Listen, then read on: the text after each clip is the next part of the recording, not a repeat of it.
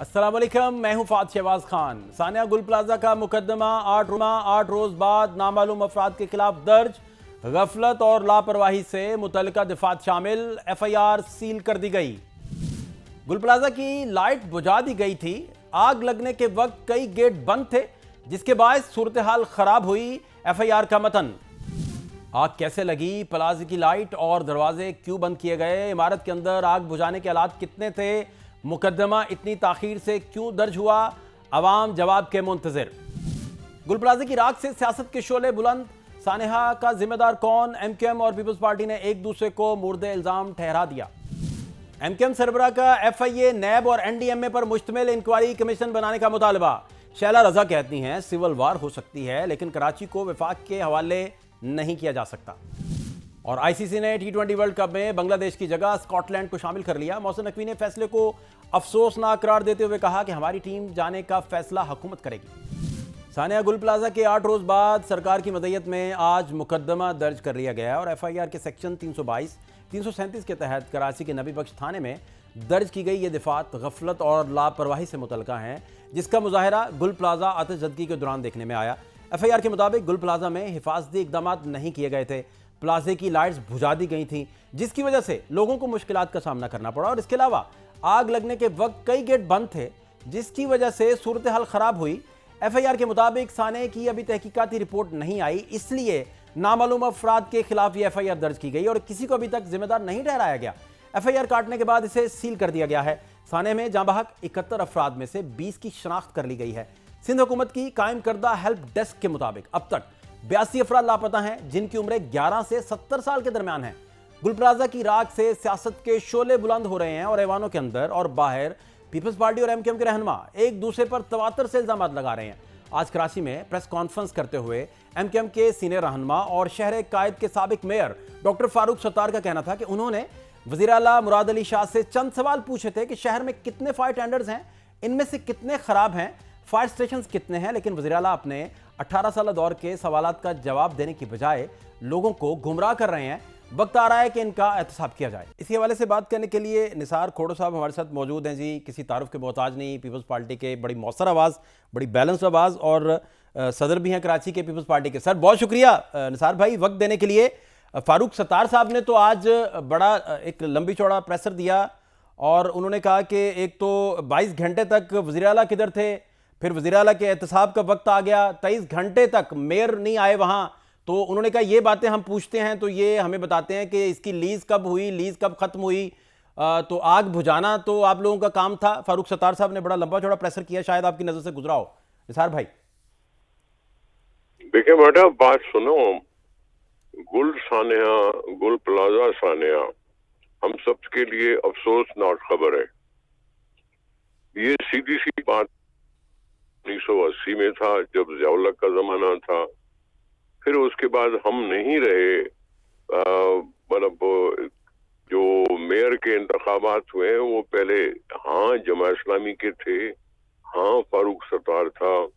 किसने मंजूरी करवाई, किसने किसी की मंजूरी क्यों नहीं करवाई, क्यों फायर फाइटिंग का वहाँ सिस्टम नहीं था, क्यों ये सारे एग्जिट बंद थे, क्यों थोड़ी दुकानों की बजाय ज्यादा दुकानें बनाई गई। ये सब हम सबको एहसास है इन सारी चीजों का। इनको फारूक सत्तार को भी एहसास होना चाहिए कि अगर गड़बड़ की हुई है, सबने तो ज्यादा मत बोले, हमने तो सिर्फ पर्दा चाक करने की कोशिश की है कि बना कब और उसमें क्या खराबी हुई और कब खराबी हुई, ठीक है, और कैसे लीज अप्रूव हुई, कैसे नहीं हुई, ये सब अपनी जगह पे। रही बात फायर ब्रिगेड कब पहुंची, उसके लिए तो आज अखबारों में ये भी लिखा हुआ है कि जी फलान टाइम पे फायर ब्रिगेड को फोन की गई, फायर ब्रिगेड 12 मिनटों में पहुंचा, दूसरे सारे पहुंचे, सब पहुंचे, जो भी पहुंचा अपनी जगह पे। गुल प्लाजा में जो आग लगी थी वो ऐसे कोई इग्नोर करने वाली चीज नहीं थी। कोई देर से पहुंचा, कोई जल्दी पहुंचा, ठीक है। आग का ये मसला हो गया जो हम सब के लिए अफसोसनाक है।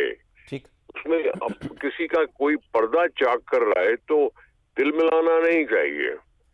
अगर मेयर साहब थे फारूक सत्तार उस वक्त या कोई और था, हम कम से कम नहीं थे। उन्होंने इमारत की सेफ्टी के जो चीजें होती हैं वो उन्होंने नजर क्यों नहीं रखी, उन पर सवाल तो उठता है। ठीक। लेकिन उस नजर रखने से क्या होता, कोई दूसरा सानिया हो जाता। सानिया पे बात करो, बैकग्राउंड सबको पता है कि ये हमारा किया धरा नहीं था। हमारा सिर्फ कसूर बनता है कि जी फायर ब्रिगेड क्यों देर से पहुंची। अब देर से पहुंचने का क्या, कितना टाइमिंग थी, 2 पहुंची, 3 पहुंची, 4 पहुंची। फायर ब्रिगेड का तो मसला वो है कि जी पहुंची कब। अब ये तो कोई मसला नहीं हुआ कि सारा मलबा जो है वो पीपल्स पार्टी के ऊपर ले आए। उसके अंदर जो स्ट्रक्चर था उस स्ट्रक्चर पर ओवरलोड किया गया, लोग फंस गए, दरवाजे बंद थे, दरवाजे 10 बजे बंद हो जाते हैं, आग 10 बजे के बाद लगती है, लोग फिर भी अंदर थे गुल प्लाजा में और वो फंस गए कभी आग की वजह से। अब एक बात सुनो, आग के लिए कभी कुछ कहा जा रहा है, कभी कुछ कहा जा रहा है, लगी कैसे? अभी तक किसी ने कहा है उस बारे में? क्या जब वोल्टेज कम हो, जब एक मिनट जब वोल्टेज कम होती है या वोल्टेज बढ़ जाती है, वहां सर्किट ब्रेकर लगे हुए थे कि नहीं? अगर सर्किट ब्रेकर लगे हुए थे तो क्या उन्होंने काम किया या नहीं किया?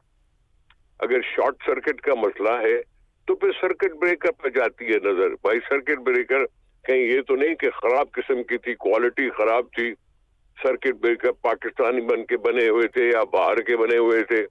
ये सारी चीजें हमें देखनी चाहिए कि आग लगी क्यों। ठीक है, आग लगने के सबब अपनी जगह पे, उसका मदावा करने, उसको बुझाने का मकसद अपनी बनता है कि जी हाँ फायर ब्रिगेड आई जरूर।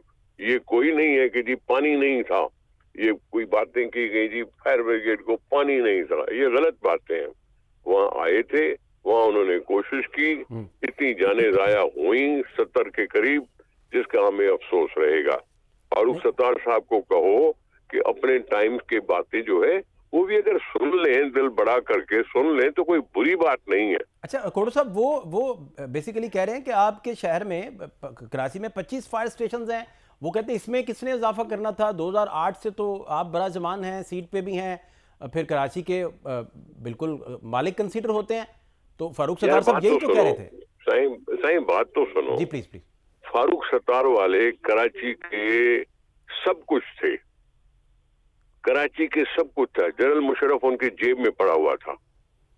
20 अरब हमने भी दिए ग्रीन कराची के लिए जब ये मेयर थे, जरदारी साहब सदर थे। 20 अरब दिए थे ग्रीन कराची के लिए। ठीक है जी, मेयर ये थे, हम नहीं थे।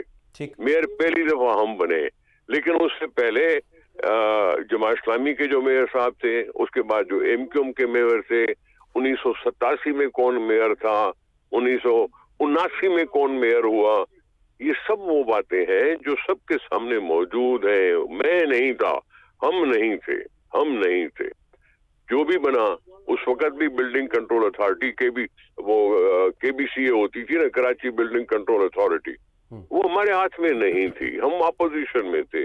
हम आए हुकूमत तो सिर्फ 18 महीने के लिए या 2.5 साल के लिए, लेकिन इनको 20 साल लगे हैं इधर हुकूमत किए हुए। कभी न कभी किसी न किसी हुकूमत के साथ रहे, ज़ियाउल हक के साथ भी थे, तो उसके बाद नवाज शरीफ साहब के भी साथ थे, पीपल्स पार्टी के भी साथ थे, जनरल मुशर्रफ के भी साथ थे, इमरान खान के भी साथ थे। ये सब थे, उनके साथ हुकूमत में थे। और हुकूमत में होने का उज़्र लंग ढूंढने की क्या जरूरत है कि जी हमने फायर ब्रिगेड देर से क्यों पहुंची। मैं कह रहा हूं तुम्हारा अपना जो पुराना किस्सा है वो तुम्हें क्यों नहीं याद करवाया जाए। तुम भी लोगों को बता रहे हो ना, हम भी लोगों को बता रहे, सीख पा क्यों होते हो? मानो अपनी थोड़ी बहुत कोताही। नहीं, इसमें निसार भाई, इसमें क्या अभी जब आप इन्वेस्टिगेट करेंगे, सारी चीज़ें उसका जायज़ा लेंगे, तो आप फिर आप कहेंगे कि एमक्यूएम के दौर के जो वाक़यात थे वो कंसीडर करके वो वहाँ फिक्स उन्हें करेंगे, या आप कहेंगे कि भाई अब मैं समझना चाह रहा हूँ। एक मिनट जी, मैंने ऐसा कुछ नहीं कहा। हमने तो ये कहा कि भाई हम कंपनी, जो लोग अरे हो गए उनको करोड़ रुपया उनको हम लाख रुपए हर दुकानदार को दे रहे हैं। हम ये नहीं कह रहे हैं कि जी जो आग लगी एमक्यू की वजह से लगी, मैं ये नहीं कह रहा हूँ। तो आप फिर लोग जाया हुए, आप निसार भाई फिर कहीं आप आला सत्ता जुडिशल कमीशन का मुतालबा कर रहे हैं। फारूक भाई वो कहते हैं कि भले करें जी, आप भी समझते हैं कि होना चाहिए इस तरह इन्वेस्टिगेट इस तरह होना चाहिए या क्या समझते हैं? बात सुने भाई, जनाब जुडिशल कमीशन का मुतालबा आप कर सकते हो, भले करो, जब वो हुकूमत करे उसमें। जुडिशल कमीशन बात क्या करी? मैं तो कह रहा हूँ ना, अभी तक किसी ने बोला है कि भाई सर्किट ब्रेकर भी होता है कोई चीज? किसी ने बोली है? मैं बोल रहा हूँ क्यों नहीं पता ब्रेकर ठीक थे या नहीं थे? क्यों उन्होंने काम करना छोड़ दिया? वोल्टेज ड्रॉप हुई या वोल्टेज बढ़ गई तो सर्किट ब्रेकर ऑटोमेटिकली बंद हो जाते हैं, बिजली की सप्लाई खत्म हो जाती है और शॉर्ट सर्किट का खतरा टल जाता है। किसी ने बात की है उस पर? नहीं। मैं क्लैरिटी से यही बात आपसे समझना चाह रहा हूं कि ये जो इनिशियल रिपोर्ट कल सीएम साहब को गई है उसमें कुछ ऐसी बातें आई हैं या ये बात आप जो कर रहे हैं इसकी फाइंडिंग्स आप तक पहुंची हैं? जारी बात आप बड़े बाखबर भी हैं। वो कैबिनेट में क्या हुआ? वो कैबिनेट में पहुंची होंगी, मेरे पास नहीं पहुंची। तो फिर ये कैसे सर्किट की बात जो आप बार बार फरमा रहे हैं, इसका मैं चाहता हूं कि मजीद आप खुल के बता दें कि क्या हुआ। अचानक मुझे अचानक ख्याल आया कि भाई किसी ने कहीं सोचा है कि सर्किट ब्रेकर भी कोई चीज होती है, कहीं उसकी खराबी की वजह से आग तो नहीं लगी? अब ये तो मैं मानने से समझ में नहीं आती बात कि मैं कैसे मान लूं इस चीज को। बच्चा खेल रहा था प्लास्टिक के खिलौनों की दुकान में, उसके हाथ में लाइटर था और लाइटर कभी बुझ रहा था कभी जल रहा था और उससे आग लगी। मैं इसको कैसे मानूं यार? इतनी बड़ी आग लगी है, सारी बिल्डिंग गिर गई है आग लगने से। तो ये जो कैसे मानूं? उसको कराची को जो करना चाहिए ना, कराची को जो वफाक के अंदर देने की गुफ्तगू शुरू हुई, इसकी बुनियाद फिर आप क्या समझते हैं? इसकी वजह फिर क्या समझते हैं? क्या वजह? देखें, मैं फजूल बातों में बात नहीं करता। हमारा सूबा है, हमारे पास कॉन्स्टिट्यूशनल गारंटीज हैं और ये अपने आप को दिखाने के लिए अगर कोई फजूल बात करता है, फारूक सत्तार साहब से तो उम्मीद नहीं है कि फजूल बात ऐसी करेगा, लेकिन अगर कोई हेल्थ मिनिस्टर साहब ने सुना है कि कोई बात की है, ठीक है, लेकिन ये सारी चीजें खुशफहमी का शिकार है। क्यों हम सूबाई दारुल हुकूमत को किसी और के हवाले करें? ठीक है, हमारा सूबाई दारुल हुकूमत है कराची, हमारा सूबाई दारुल हुकूमत है कराची। अच्छा निसार भाई, जो छीनना चाहते हैं, मैं उस हुकूमत से दारुल हुकूमत छीनना चाहते हैं। अच्छा, क्योंकि उन्होंने दूसरा बोल दिया तो ये सब कुछ हो गया। ये बात सुने भाई, ऐसी बातें बहुत से बोलते हैं। तुम ये कह रहे हो ना कि जी वफाक को दे दें कराची, ये वो कह रहे हैं कि जी वफाक को दिया जाए, तो उधर से तुम्हारे वो सिंध के जो दूसरे दोस्त है वो कह रहे हैं सिंध को पाकिस्तान से अलग कर लो, तो क्या उसकी बात मान लोगे? जो तुम कैपिटल एरिया को तुम छीनना चाहते हो, तो आपके अपने दादी ये बात कर रहे हैं। मैं इत्तेहादी की बात नहीं कर रहा हूँ। वो जो कॉम्प्रेस लोग हैं वो क्या कह रहे हैं? नहीं, ये तो इत्तेहादी है, ये तो कौमी धारे के लोग हैं। नहीं है मेरे इत्तेहादी, नहीं है मेरे इत्तेहादी। किसने कहा मेरे इत्तेहादी है? नहीं तो ये अपने नवाज लीग के इत्तेहादी हो पीडीएम में सारे मिलके आप इकट्ठे कोalition पार्टनर्स हैं सारे? नहीं जनाब, आई एम सॉरी, नो, आप ऐसे इतने वकील मत बने। नहीं, कोई इत्तेहादी नहीं है निसार भाई, कोई वकालत नहीं, मैं समझना चाह रहा हूं। हमारी, अरे बाबा, हम इत्तेहादी नहीं है। नून लीग तो उनका अपना मुआहदा है। अब नून लीग डिक्लेयर करे कि उनके मुआहदे में ये चीज लिखी हुई है? नहीं, वो तो कहते थे कि अपना सदर पाकिस्तान जो है, अगर बोरीबंद की बात आप लोगों की तरफ से जब कल की गई तो वो कहते थे कि भाई सदर पाकिस्तान 90 आते थे, अजरक पहनते थे, फिर रहमान मलिक साहब अल्लाह गरीकर अहमद करे वो अल्ताफ साहब के जाती मसाइल हल करते थे, उनके पास बैठे रहते थे। आप वकील बन रहे हैं। मैंने कहा उनकी बात जो वो एक मिनट ना सुनो ना मेरी बात, सुनो प्लीज। 15 मिनट के लिए आपने कहा था, मैं कह रहा हूँ कि क्या पीएमएलएन डिक्लेयर कर रही है कि उनके मुआहदे में ये लिखा हुआ है कि कराची को वफाक के हवाले किया जाएगा? डिक्लेयर तो करे ना पीएमएलएन। वहां से तो 18वीं तरमीम की डिस्कशन शुरू हो गई, वो तो अरे बाबा एन ने भी कर दी, एमकेएम ने भी कर दी। हो न हो, देखिए मेरा भाई, इसकी क्या वजह समझते हैं? भाई शुरू हो या न हो, अगर ये कह रहे हो कि जी 18वीं तरमीम तो खत्म हो जाएगी, नहीं खत्म होगी। मैं इसलिए कह रहा हूं कि क्या कॉम्प्रेस लोग जो कह रहे हैं कि सिंध को आजाद कर दो पाकिस्तान से, मान लोगे? बलूचिस्तान वाले कह रहे हैं कि आजाद करो, क्या मान लोगे? सही है आपका नुक्ता, लेकिन ये तो एमक्यूएम देखिए आपको नुक्ता है तो है ना, फिर मेरे से बहस क्यों कर रहे हो? नहीं नहीं, हम नुक्ता आपके कौमी धारी की मेरे जमातें से कोई बहस- बात करें वो और मेरे बात से- है, कोई आप फिर मेरे कॉम भाई प्लस जमातें बात करें और मेरे से बात है, बहस नहीं करो ना, मेरे से कोई बहस सेपरेटिस्ट नहीं कोई करो बात ना। करें वो और बात है, ये तो भाई, एमक्यूएम बात हमारी कर रही है। बात का जवाब है, तुम्हारी बात का जवाब मैंने दे दिया, आगे खत्म करो। लेकिन आगे फायर बढ़ो, सेफ्टी आगे रिपोर्ट बढ़ो। जो आपको पेश की गई उसमें तो 77% इमारत 2023 में सिंध हुकूमत को फायर सेफ्टी रिपोर्ट पेश की गई, उसमें 77% इमारतों में फायर फाइटिंग का सामान ही मौजूद नहीं था। यही फिर गुल प्लाजा में भी हुआ, तो इसका जिम्मेदारी फिर आप क्या समझते हैं किस पे डालनी चाहिए, कौन जिम्मेदार है इसका? ये सवाल किसी और से पूछो जो जिम्मेदार है, मुझे नहीं मालूम ऐसी कोई रिपोर्ट का, मुझे मालूम नहीं है। और ये सारी रिपोर्ट जो है पार्टी के सदर को जहां पहुंची हो या न पहुंची हो, लेकिन ये कैबिनेट को पहुंचती है। हुकूमत में चीफ मिनिस्टर और उसके वज़रा जो है वो कैबिनेट कहलाते हैं। जो सबसे बड़ा निसार भाई जो मुद्दा उठाया जा रहा है ना, वो ये उठाया जा रहा है कि आपके जो प्रोजेक्ट्स हैं वो जब साल से बनते चले जा रहे हैं और वो कंस्ट्रक्शन मुकम्मल ही नहीं हो रहा, तो उसकी वजह से भी बहुत तात्तुल का शिकार रहा जो फायर ब्रिगेड का अमला जो पानी लेके पहुंच रहा था। उसमें तो अब कंपैरिजन, अब तो मैं सवाल पूरा फ्रेज कर लूं निसार भाई, एक सेकंड। इसमें तो जितने भी कराची बेस्ड शो हुए उन्हें आप गौर से अगर देखिए तो वो सारे शोज जो हैं अब कंपैरिजन ड्रॉ कर रहे हैं मोस्ट ऑफ देम, कि आपका पंजाब से और कराची का आपस में कंपैरिजन, लाहौर का इसका इस हद तक डिटेल्स दे रहे हैं, पूरा डाटा लोड कर रहे हैं कि भाई आपके प्रोजेक्ट्स इतने तातुल का शिकार हैं, पंजाब में प्रोजेक्ट बन जाता है, इस तरह का कंपैरिजन भी ड्रॉ हो रहा है। तो इस पे क्या टेक है आपका? इसका सवाल क्या है? सवाल क्या हुआ? सवाल ये है कि आपके प्रोजेक्ट्स टाइम पे क्यों नहीं बनते, डिले क्यों है? हमारे पास फंडिंग कम होती, हमारे पास फंडिंग कम होगी, फंडिंग कम हमारे होगी? पास डिमांड ज्यादा होगी।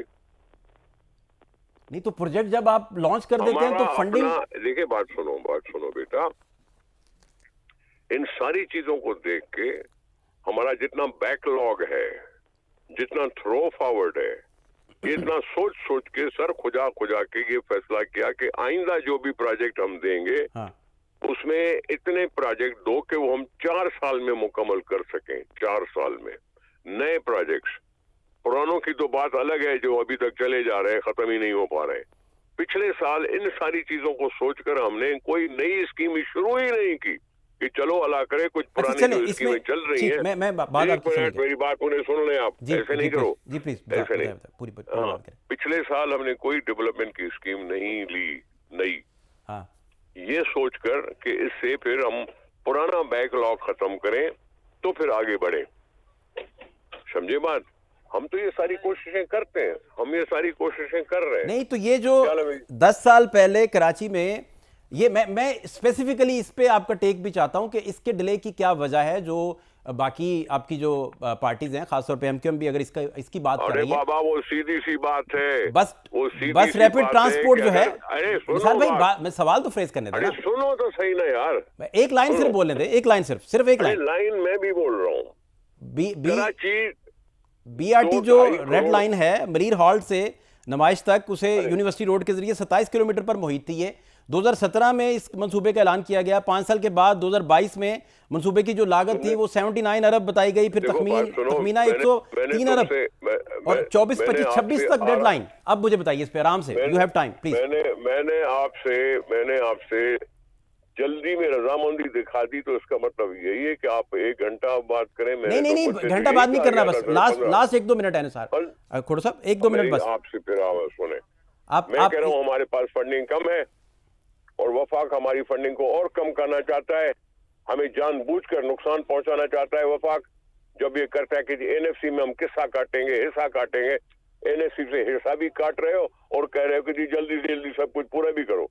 क्या बात कर रहे हो यार? आपके भाई बैठे हुए हैं वफाक में, कौन कैसे भाई हो या कजिन हो, इसका मतलब नहीं। साहब को तो जरदारी साहब लेके आए थे और मुतारिफ करवाया कि वज़ीर आज़म है जी हमारे। कौन है, कौन आशिक? शहबाज शरीफ साहब। मैं क्या शहबाज शरीफ साहब को PDM 1 जब बनी तो जरदारी साहब लेके आए और भाई हैं उनके। जरदारी साहब बड़ी पार्टी थी, हमसे बड़ी पार्टी थी, हम इतने नहीं थे, हम हुकूमत नहीं बना सकते थे। तो ये हमने तो बोला जितने था, प्रोजेक्ट तेरे इमरान खान को भी बोला था, हमने तो तेरे इमरान खान को भी बोला था, वो भी उसने भी हमें गाली दे दी, हम शहबाज शरीफ के साथ मिल गए।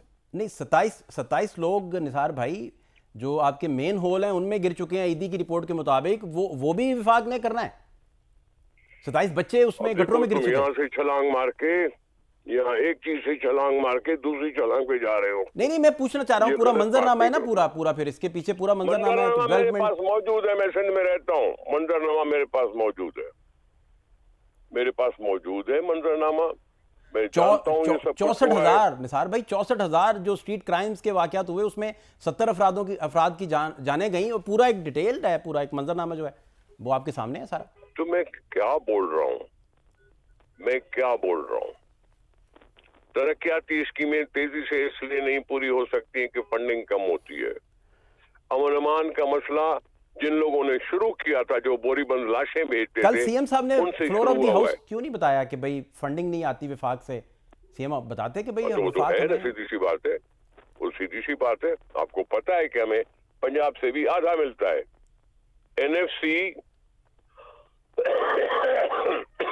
एनएफसी में हमारा हिस्सा 25% है। जो एनएफसी में फंड होता है उसका 25% हमें और 50% पंजाब को। टोटल रेवेन्यू पर हमें ऐसा नहीं मिलता। हमें जो वो जो क्या कहते हैं एनएफसी में किट्टी जो जमा होती है, चले निसार भाई, इस पे आपसे डिटेल्ड नशिस्त भी करते हैं इंशाल्लाह। आपका टाइम का बहुत शुक्रिया निसार भाई, thank you so much. Nisar Khodo साहब जी, बड़ा बैलेंस नाम, पीपल्स पार्टी के हमारे साथ मौजूद थे, अपना पॉइंट ऑफ व्यू दे रहे थे। शॉर्ट ब्रेक के प्रोग्राम में शामिल करेंगे, हमारे साथ रहिए।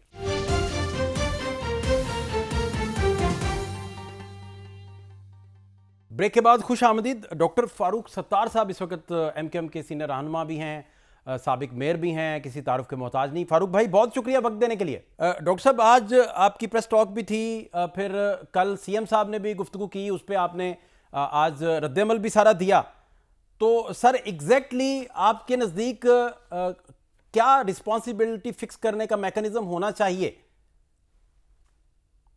पाकिस्तान इंक्वायरी कमीशन एक्ट के सेक्शन 3 के तहत एक आला सतही कमीशन बनाए जी, जिसमें सुप्रीम कोर्ट के एक जज हों और 2 सिंध हाई कोर्ट के हों, और उनकी मावनत के लिए तमाम जो रियासती इदारे हैं जो कि ये काम पर मामूर रहे हैं, जिसमें FIA भी हो सकती है, जिसमें ISI हो सकती है, MI हो सकती है, नैब की जो इन्वेस्टिगेशन टीमें हैं वो हो सकती हैं।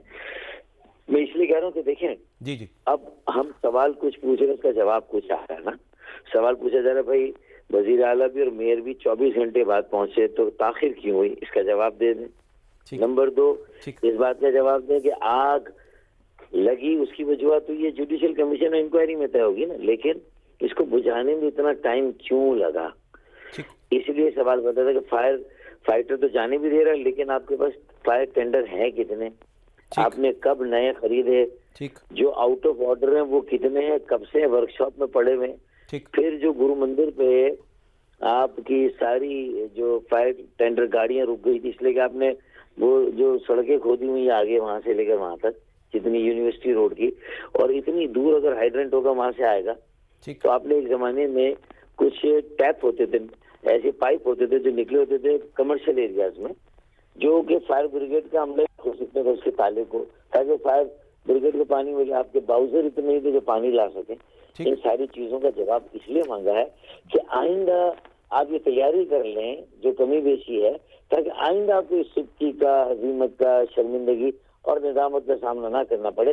अब तो आप कटघरे में आ गए, पहले तो आप अपने 18 सालों के कच्चा चट्टा उसका हिसाब देना। आप जा रहे हैं उल्टा पूछा कुछ जा रहे, जवाब क्या दे रहे, गुमराह कर रहे हैं लोगों को ना। कह रहे हैं कि लीज दी म्यूटेशन, यानी एक हैंड से दूसरे हैंड में जब एक प्रॉपर्टी गई गोल प्लाजा का प्लॉट, तो वो उस वक्त जनाब अब्दुल सत्तार अफगानी में थे जमात इस्लामी की, फारूक सत्तार साहब ने उसकी लीज दे दी।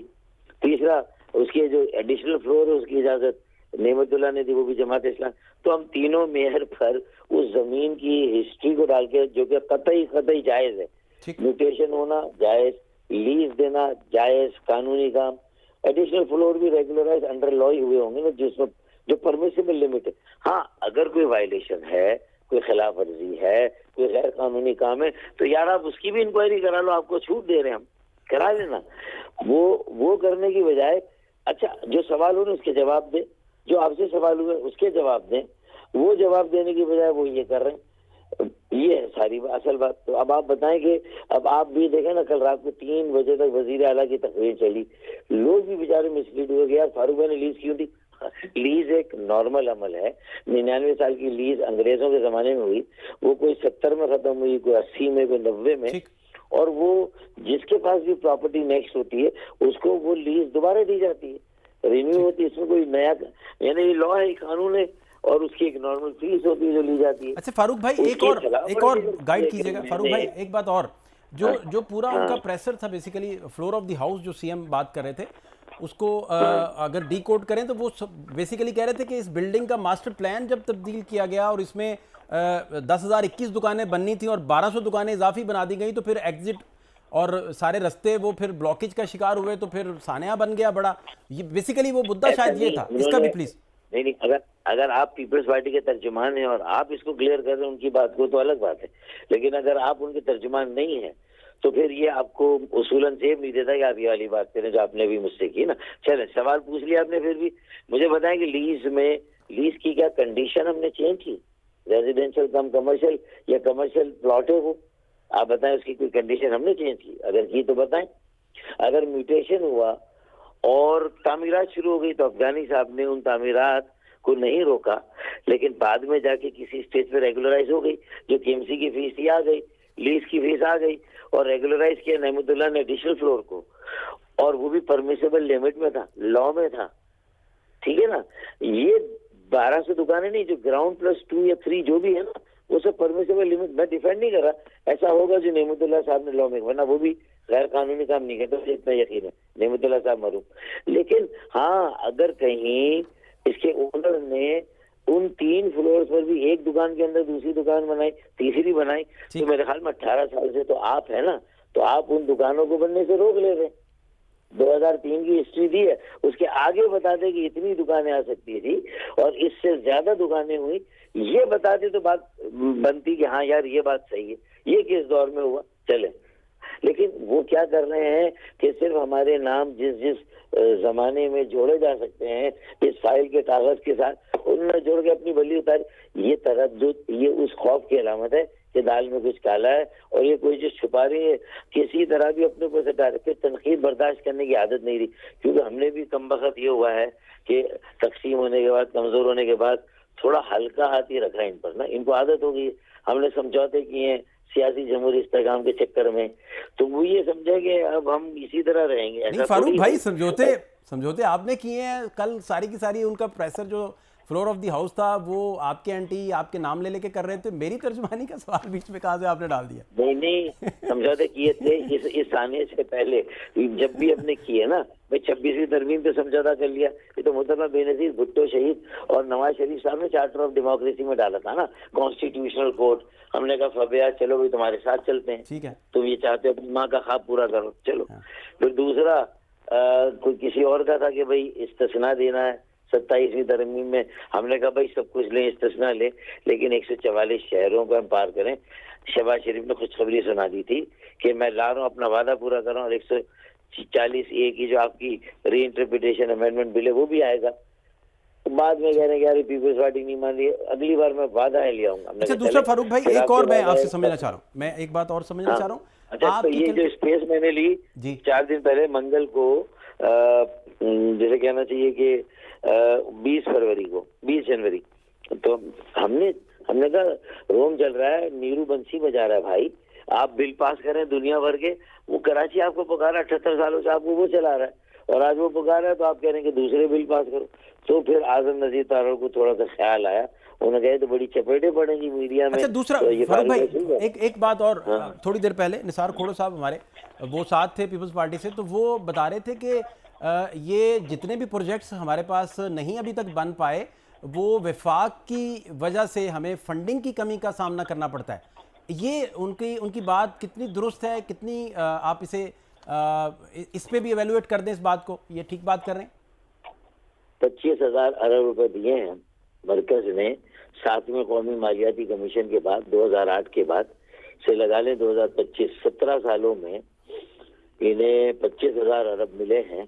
अगर इससे भी इनका पेट नहीं भरता तो इन्होंने जो फंड खुद K4 पर रखे थे, K4 के फर्स्ट फेज 26 करोड़ गैलन यौमी इजाफी पानी, वाजे रहे आखिरी पानी जो नया आया था वो मुस्तफा कमाल भाई के दौर में K3 10 करोड़ गैलन इजाफी यौमिया पानी, उससे पहले आखिरी पानी फारूक सत्तार भाई जब मेयर और मिनिस्टर थे 10 करोड़ गैलन यौमिया इजाफी पानी K2 में लाया, K3 में लाया, K4 ये बांझ है, ये इनफर्टाइल है, इनकी गोद से मंसूबे का कोई बच्चा पैदा नहीं हो रहा, निकल ही नहीं रहा साला, वो वहाँ कंसीव ही नहीं हो रहा। मसला सारा ये है कि ये मंसूबे इनसे चलते नहीं, बनते नहीं, और अगर ये शुरू भी करते हैं तो साले मुकम्मल। आखिरी बात डॉक्टर साहब, आखिरी बात K4 में सुने, K4 में 14 साल बैठे रहे ये K4 पे। अभी निसार खोड़ साहब बता रहे थे, वो कह रहे थे कि ये सुने शहबाज शरीफ के हाथ जोड़े, उन्होंने वापडा को दिया तो आज 75% काम K4 पे हो गया माशाल्लाह। अगले साल MQM और PMLN वफाक से इस मंसूबे को मुकम्मल करके ये पानी कराची को दे रही है, ये हम देने जा रहे हैं। फिर यानी K2 भी हमने दिया, K3 भी हमने दिया, अब K4 हम और PMLN मिलके देने जा रहे हैं। हम निगरानी करें, हम इसको कंप्लीट करा। फिर रेड लाइन देख लें, कंप्लीट ही नहीं हो रही इनसे। फिर उसके बाद गुलिस्तान है, फिर इनका करीमाबाद का जो है वो अंडरपास देख लें, कंप्लीट नहीं हो रहा। फिर इनका गुलिस्तान जौहर का फ्लाईओवर कंप्लीट नहीं हो रहा।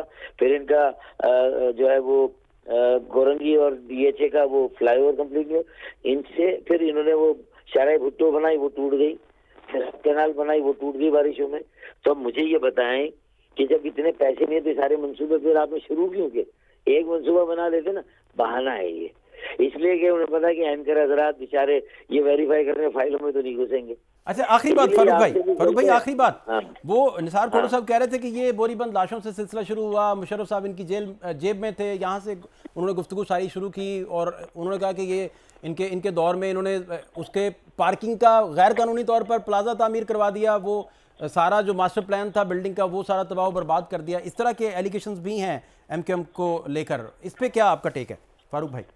अच्छा, वो बिल्डिंग प्लाजा जो सदर में बना था वो असल में चल नहीं सका किसी वजह से ना, और लोगों ने उसको एनकरेज नहीं किया। लेकिन आज वो जगह है ना पड़ी हुई है यार, बड़ा दिल करो, वो KMC की जगह है, तुम्हारी हुकूमत लीड लेना, वो हमने बनाया, अगर गलत बना तो तोड़ के दोबारा आप जो बनाना चाहते बना ले, उसकी जो वो है। और अल्लाह ना करे अगर इसमें वाकई लीगैलिटी है मुस्तफा कमाल भाई के खिलाफ या मेरे या जिसने भी बनाया, जिसके दौर में हमारे किसी मेयर के, उसके खिलाफ केस बना दे। बहुत शुक्रिया डॉक्टर फारूक सत्तार जी MQM के सीनियर रहनुमा हमारे साथ मौजूद थे। वो बता रहे थे कि अगर हमसे कोई गलती हुई है किसी भी स्टेज पे तो हम पर आप केस बनाइए। शॉर्ट ब्रेक एक लेंगे, हमारे साथ रहिए।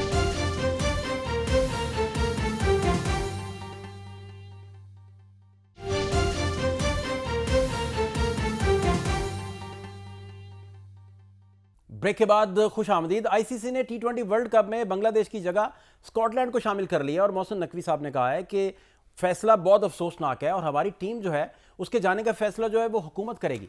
इसी मुद्दे पर बात करने के लिए डॉक्टर नुमान न्याज साहब क्रिकेट एक्सपर्ट हैं हमारे साथ, उनसे पूछते हैं। डॉक्टर साहब बहुत शुक्रिया वक्त देने के लिए। डॉक्टर साहब ये ICC ने बाज़ाब्ता तौर पर बांग्लादेश की जगह स्कॉटलैंड को T20 जो वर्ल्ड कप 2026 है फरवरी से जो शुरू हो रहा है उसमें सर शामिल कर लिया, तो क्या इनिशियल टेक है? बाकी फिर मैं आपसे मजीद भी चीज़ें सर समझने की कोशिश करता हूँ जी। यार देखें, सबसे पहले तो ना हमें ये पता होना चाहिए कि जो ICC है ना वो बेसिकली इंटरनेशनल क्रिकेट काउंसिल जो है ये एक लेजिस्लेटिव बॉडी है और ये फुल मेंबर बोर्ड्स के वोट पे चलती है।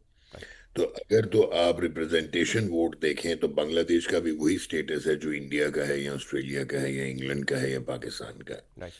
तो एक चीज तो ये क्लैरिटी होनी चाहिए, ये फीफा की तरह गवर्निंग बॉडी नहीं है। अच्छा, दूसरा ये है कि अनफॉर्चुनेटली यहाँ पे बहुत सारी हिपोक्रेसी नजर आई है और ये जो अभी एक इनको हरकत करनी पड़ी है वो इसलिए करनी पड़ी है कि अगर आपको याद हो कि विल्स वर्ल्ड कप 1996 में ऑस्ट्रेलिया और वेस्ट इंडीज की टीम श्रीलंका नहीं गए थे जब, जी श्रीलंका नहीं गए थे तो उन्होंने पॉइंट्स फोरफीट किए थे। अच्छा, अब ये तो पॉइंट्स फोरफीचर वाली बात आ गई। और वो श्रीलंका आपको याद है जीत भी गया था कजाफी में। हाँ जी, हाँ जी। और उस वर्ल्ड वक्त चैंपियन बन गया था। जी जी।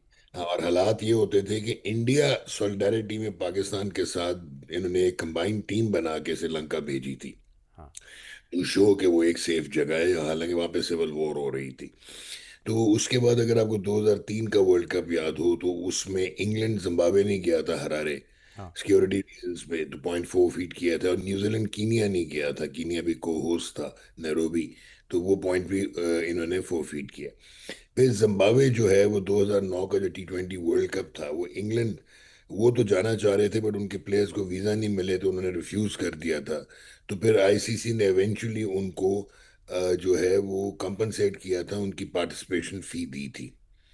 अच्छा, अब एक जो इंटरेस्टिंग एस्पेक्ट है वो ये है कि पाकिस्तान आईसीसी चैंपियंस ट्रॉफी में होस्ट बनता है, और ये आईसीसी का बोर्ड जो है वो अप्रूवल देता है, और उनकी सिक्योरिटी टीम जिसको सिक्योर कहती हैं वेन्यू को, अप्रूव करती हैं। और पॉलिटिकल जो रीजंस थे, और अनफॉर्चुनेटली जिस किस्म का एक्सट्रीमिस्ट व्यू है इंडियन गवर्नमेंट का, उन्होंने रिफ्यूज कर दिया टू कम टू पाकिस्तान। जी राइट।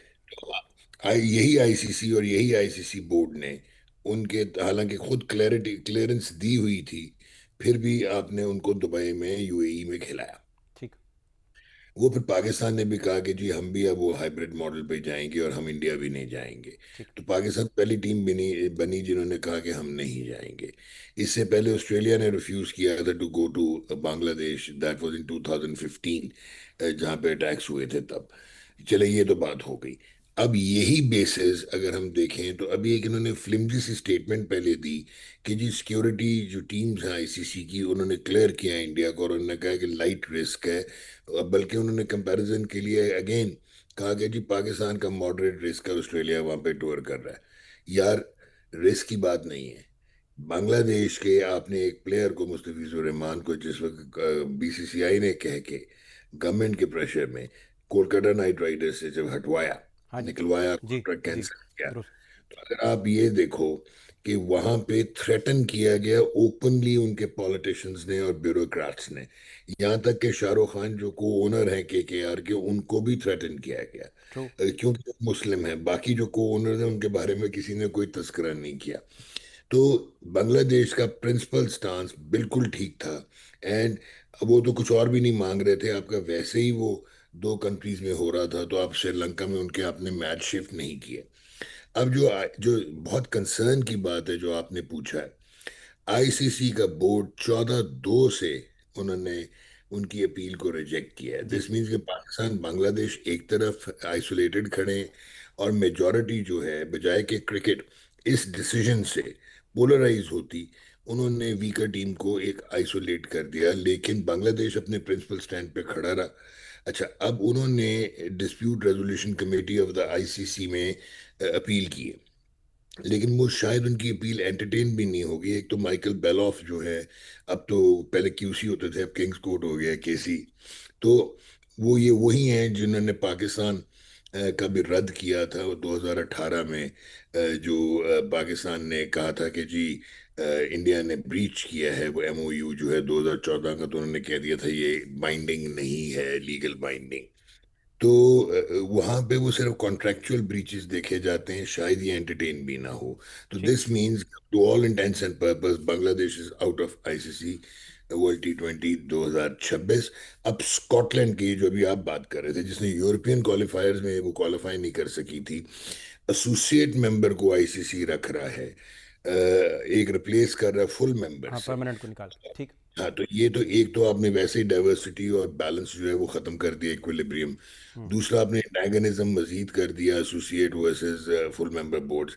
तीसरी इंपॉर्टेंट चीज ये है कि इधर 0.4 फीट वाली बात इसलिए नहीं थी कि अब जो ब्रॉडकास्ट राइट्स हैं वो बिलियंस के हैं, और वो पहले डिसाइड हो जाते हैं। इसी तरह ग्राउंड एडवर्टाइजिंग और ये सारी आपकी स्पॉन्सरशिप्स, तो वो कॉन्ट्रैक्ट्स जो हैं वो इनके हिल जाते अगर वो मैचेस खेले ना जाते। तो उन्होंने कहा कि जी मैच जिस किस्म का मर्जी हो, कमर्शियल एयर टाइम पूरा होना चाहिए। T20 का जो 50 मिनट का होता है पर मैच, वो होना चाहिए ठीक। ताकि ब्रॉडकास्टर्स को धक्का ना लगे। बिल्कुल सही। अच्छा दूसरा डॉक्टर साहब, ये बात फिर यहीं ख़त्म हो जाएगी कि बांग्लादेश आउट हो गया और स्कॉटलैंड इन हो गया, दैट्स ऑल, बस इससे आगे फिर कुछ नहीं मजीद भी आप समझते कि बस यहीं यहीं तक फाइनल रहेगा, या और भी इसमें कोई डेवलपमेंट हो सकती हैं या बस? देखें देखें इसमें भी अगर आप मुझे एक मिनट दें कि जो आपके फाउंडर कंट्रीज थी क्रिकेट की, पहली दो वो इंग्लैंड और ऑस्ट्रेलिया थी, और फिर साउथ अफ्रीका आया था 1890 में। ये जो दो ममालिक थे इनके पास राइट ऑफ वीटो होता था, जो पाकिस्तान ने ख़त्म करवाया था मरहूम एज कारदार साहब ने, अल्लाह उन्हें गनी की रहमत करे, 1969-70 में। और उन्होंने कहा था कि सारों का इक्वल राइट होना चाहिए। हाँ। तो अब अनफॉर्चुनेटली अगर आपको याद हो कि इंडिया जो है, क्योंकि वो फाइनेंशियल जगरनॉट है, ब्रॉडकास्टिंग के राइट्स का 70% इंडियन मार्केट से आता है, 75% ओवरऑल आईसीसी का रेवेन्यू वहां से आता है। आईसीसी में जो पहले 3 या 4 एग्जीक्यूटिव हैं, they belong to India. Jay Shah clearly biased हैं। आईसीसी एक टूल बन के रह गया और बीसीसीआई की एक हेगेमोनिक प्रेजेंस है। अब ये जो बाकी ममालिक क्यों एक्सेप्ट कर रहे हैं, 2003 में माइक डेनिस ने सचिन तेंदुलकर के बॉल टेम्परिंग एपिसोड में इन साउथ अफ्रीका जो है वो उन्होंने तंबीह की थी, तो उनको भी हटा दिया गया था माइक डेनिस को, और एक टेस्ट मैच खेला गया था जिसका ऑफिशियल स्टेटस वापस ले लिया गया था इवेंचुअली। ठीक। 2007 में ऑस्ट्रेलिया ने थ्रेटन कर दिया था इंडिया ने कि हम ऑस्ट्रेलिया से नहीं खेलेंगे, जब मॉन्की गेट स्कैंडल हुआ था। पहले हरभजन सिंह को सजा हुई थी, बाद में आईसीसी ने अनफॉर्चुनेटली दबाव में आके फाइनेंशियल प्रेशर्स में वो डिसीजन बदल दिया था। ठीक। तो ये साफ जो चीजें हैं ये उनको रियलाइज करना चाहिए यार। रोमन एम्पायर्स और ये सारी एम्पायर्स गिर जाती हैं, तो ये इस वक्त जो एब्सोल्यूट पावर की करप्शन नजर आ रही है और इंटेलेक्चुअल डिसऑनेस्टी आईसीसी की और बीसीसीआई ठीक। की, ठीक। ये क्रिकेट को तबाह कर देगी। अब एक चीज थी, एक यहाँ पे मैं बहुत क्लैरिटी आपको दूं कि आप रैंकिंग्स में देखेंगे, रेटिंग्स में देखेंगे, परफॉर्मेंस में देखेंगे, पास रिकॉर्ड, रीसेंट रिकॉर्ड में देखेंगे, तो शायद लोग कहें कि पाकिस्तान की इंटरनेशनल क्रिकेट में स्टैंडिंग नहीं है। लेकिन ये नहीं है, ऐसा नहीं है। पाकिस्तान एक बहुत स्ट्रॉन्ग, एक वाइटल कॉग है इंटरनेशनल क्रिकेट का। वो क्यों? ये आपका एशिया कप जो है बीसीसीआई ने कह दिया था, गवर्नमेंट ऑफ इंडिया ने कह दिया था, श्रीलंका, अफगानिस्तान इंडिया के साथ मिलके वोट आउट करने को तैयार थे कि एशिया कप जो है उसको पोस्टपोन किया जाए और कैंसिल किया जाए। जी जी, इंडिया में एग्जैक्टली। होना था, इंडिया के होस्टिंग राइट्स थे, लेकिन ब्रॉडकास्टर्स ने कहा था भाईजान माफ कर दो, अगर इंडिया पाकिस्तान का मैच नहीं होगा तो हम ये बिलियंस के राइट्स अफोर्ड नहीं कर सकते एक्विजिशंस। तो ना सिर्फ एक बल्कि 3 मैच हुए। यहाँ पे एक और एविडेंस आपके सामने है। 2017 की चैंपियंस ट्रॉफी में पाकिस्तान 8वें नंबर की टीम थी, इंडिया नंबर 1 था। दोनों डिफरेंट पूल्स में आते थे, लेकिन एक पूल में रखा गया था क्योंकि इंडिया पाकिस्तान ब्रॉडकास्टर की बाइंडिंग है। और तीसरी चीज कि अब भी देखें हर आईसीसी टूर्नामेंट में इंडिया पाकिस्तान एक ग्रुप में रखे जाते हैं, क्योंकि ब्रॉडकास्टर इंडिया पाकिस्तान मैच के बगैर अफोर्ड ही नहीं कर सकते। 63% जो है वो रेवेन्यू इन मैचेस से आता है किसी भी आईसीसी टूर्नामेंट का। ठीक। ठीक। ये चीज एक बहुत ज्यादा इंपॉर्टेंट हो जाती है। तो Pakistan could play a role, ये गोल्डन अपॉर्चुनिटी है कि अगर ये खड़े हो जाएं और ये कहेंगे नहीं भाईजान, प्रिंसिपली बांग्लादेश वाज राइट। नहीं तो ठीक ये है क्या कि पाकिस्तान क्या कर सकता है? बड़ी अहम बात है ये। क्या मजीद क्या हो पाकिस्तान, सकता है? वोट तो दे दिया मैं पाकिस्तान ने बांग्लादेश के हक में, मजीद क्या किया जा सकता है? पाकिस्तान विड्रॉ कर जाए टूर्नामेंट से। क्या है, आपको पेनल्टीज का डर है, आपको ये डर है कि इंडिया को बेनिफिट दिया गया, उनकी पेनल्टी बनती थी जब उन्होंने एशिया कप की ट्रॉफी जो है वो एक्सेप्ट नहीं की थी, वो bringing the game to disrepute था। उनका तो इंटरनेशनल स्टेटस जो है वो थ्रेटन होता था, लेकिन उनको स्कॉट फ्री छोड़ दिया गया। सूर्य कुमार को लेवल 2 ऑफेंस पे छोड़ दिया गया, वहां पे वो अपनी साइंस लगा लेते हैं। यानी तो आप कह रहे हैं कि अगर पाकिस्तान कहे कि हमने वर्ल्ड कप नहीं खेलना अगर आपने ये सलूक करना है तो? नो, सलूक की बात नहीं है वो। One has to call spade a spade, कि आपके पास एक कॉन्क्रीट एविडेंस है कि इसमें security conditions in India for the Muslims इस वक्त जो है आपके सामने है। ठीक। यहाँ तक तो हाल है, पोलिटिकली भी अगर आप देखो तो जो इंडियन बंगालीज हैं उनको भी वो कहते हैं कि अच्छा, तुम आपके पास खबर बांग्लादेश। क्या है इस हवाले से? पाकिस्तान क्या करने जा रहा है, खबर क्या है? यार मेरे तो ख्याल में देखो ये बहुत बड़ा डिसीजन है। इसमें आपकी फाइनेंशियल पेनल्टीज भी आएंगी, आपकी जो एनुअल वो आती है ग्रांट, वो भी आपकी जो है वो रद्द हो सकती है, आप पे पेनल्टीज लग सकती हैं। लेकिन क्रिकेट हिल जाएगी, इंटरनेशनल वर्ल्ड कप आपका नहीं होगा फिर अगर पाकिस्तान विड्रॉ करता है। तो ये गवर्नमेंट लेवल का डिसीजन है। ये बहुत ही एक, अगर किसी की ये सोच हो कि आपने ये जो एक किस्म की हेगेमोनिक प्रेजेंस है, इंडिया ओन करने लग गया क्रिकेट को, वो सुपर पावर बन के बैठा हुआ है जो हम्म। है क्रिकेट का, अगर इनको मार्जिनलाइज करना है, क्योंकि आप देख लें आपकी इंडस वाटर ट्रीटी है, आपके साथ अभी वो क्या करते हैं, वहाँ पे क्या हालात हो रहे हैं, फार्मर्स के साथ क्या हुआ, मुस्लिम्स के साथ क्या हो रहा है, अभी recently day before yesterday Christian के साथ क्या किया गया, मजहबी जो एक्सट्रीमिज्म फैला हुआ है। सो अगर तो आप ये डिसीजन इस सेंस में लें कि अपनी इंटरनेशनल क्रिकेट में अपनी प्रेजेंस रखनी है, और आप अगर नहीं भी लेते और आप जाते हैं, आप खेलते हैं, आपको तो उन्होंने मान लिया हुआ है आप श्रीलंका में अपने मैचेस खेलेंगे। ठीक। तो कुछ लोग तो ये भी कहेंगे कि जी बेगानी शादी में अब्दुल्ला दीवाना हो जाएगा पाकिस्तान। नो, इसकी डेप्थ में अगर आप जाएं, यार कोई आइसोलेशन, कोई पेनल्टी कुछ नहीं करती। साउथ अफ्रीका 21 साल क्रिकेट से बाहर रहा था, उन्होंने अपना इंफ्रास्ट्रक्चर डेवलप किया, अपनी स्पॉन्सरशिप्स लेके आए, अपने प्लेयर। बहुत शुक्रिया डॉक्टर नुमान नियाज साहब जी हमारे साथ मौजूद थे, बड़ी एक्सपर्ट ओपिनियन अपनी दे रहे थे। प्रोग्राम का वक्त खत्म हुआ चाहता है, फात शहबाज खान को इजाज़त दीजिए, के बाद